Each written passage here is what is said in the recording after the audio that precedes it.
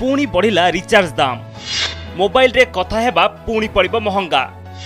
Users को पुणी लागिला बड़ झटका। मोबाइल यूजर्स को ऊपर पुणी दाउ साधिला टेलीकॉम कंपनी।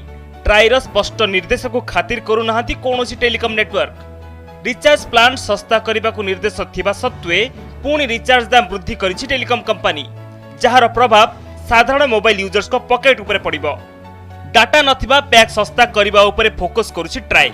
एहाकु नै विभिन्न समय रे निर्देशनामा जारी होइथिले भी एहाकु टेलीकॉम कंपनी गुड़िक मानु नाहांती।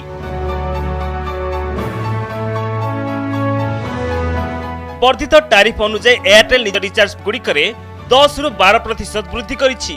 फलरे पूर्वरु जो 6 जीबी डाटा पई 509 टंका खर्च करने को पड़ुथला, एथिपई एबे 559 टंका खर्च करने को पड़िबो। सेही भली 24